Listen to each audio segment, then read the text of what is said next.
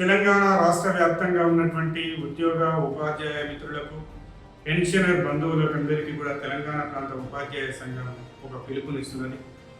రేపు 27వ తారీఖు నాడు మన యొక్క ఆర్థికపరమైనటువంటి సమస్యలను పరిష్కరించాలని చెప్పేసి వెంటనే పిఆర్సీని ప్రకటించాలని, పెండింగ్లో ఉన్నటువంటి డిఏలను ప్రకటించాలని, మనందరికీ కూడా దీర్ఘకాలికంగా జరుగుతున్నటువంటి ఆర్థిక నష్టాన్ని, ఇబ్బందులను పరిష్కరించాలనేటువంటి ఆలోచనతో భాజపా ఎమ్మెల్సీలు, ఉపాధ్యాయ ఎమ్మెల్సీలు అయినటువంటి ఏవిఎన్ రెడ్డి గారు, మల్కా కుమ్రయ్య గారు, గ్రాడ్యుయేట్ ఎమ్మెల్సీ అయినటువంటి చిన్నవేల్ అంజిరెడ్డి గారు చేస్తున్నటువంటి 24 గంటల నిరవధిక ధర్నా కార్యక్రమం ఇందిరా పార్క్ వద్ద జరగబోతుంది.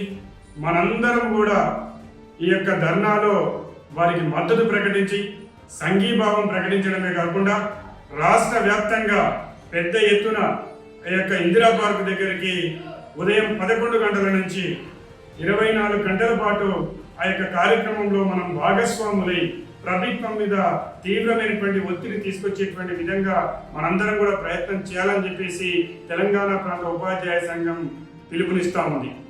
మీ అందరికీ తెలుసు, గత 26 నెలల నుంచి జూలై 23, 2023 సంవత్సరం నుండి అమలు కావాల్సినటువంటి పిఆర్సీ ఆ రిపోర్టును కూడా బేఖతరు చేసి తెప్పించుకోకుండా ఉపాధ్యాయులకు తీవ్రమైనటువంటి ఆర్థిక నష్టాన్ని కలిగిస్తున్నటువంటి విషయం మనందరికీ తెలుసు. అదే రకంగా సెంట్రల్ గవర్నమెంట్ ప్రతి డిఏను వెంటనే ప్రకటిస్తున్నప్పటికీ కూడా ఇప్పటి వరకు 6 డిఏలు పెండింగ్లో ఉండడము ఉపాధ్యాయ పెన్షనర్స్కు తీవ్రమైనటువంటి నష్టాన్ని కలిగిస్తున్నటువంటి విషయం మనందరికీ తెలుసు. దాంతోపాటు వేలాది పెండింగ్ బిల్లులు పేరుకుపోయి ఉండడము, చిన్న సరెండర్ బిల్స్ కావచ్చు, మెడికల్ రియంబర్స్మెంట్ కావచ్చు, ఉద్యోగ ఉపాధ్యాయులకు అత్యవసరంగా ఉండి కూడబెట్టుకున్నటువంటి జీపీఎఫ్ సంబంధించినటువంటి బిల్లుల విషయంలో కూడా తీవ్రమైనటువంటి తాత్సారం చేయటాన్ని మనందరం గమనిస్తా ఉన్నాం. ఈ యొక్క సమస్యల పరిష్కారం కోసం ఉద్యమాలు చేయకపోతే మనం తీవ్రమైనటువంటి మరింతగా నష్టపోవడానికి అవకాశం ఉంది.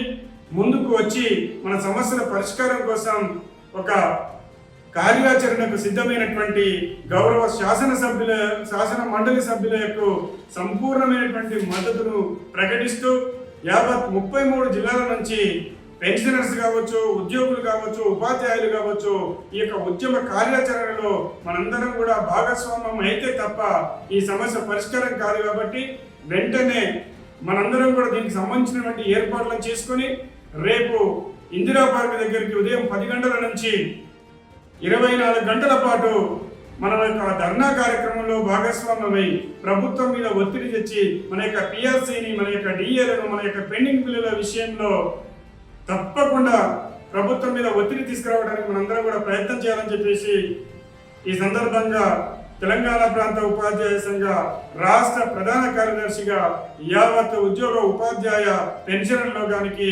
విజ్ఞప్తి చేస్తున్నాను.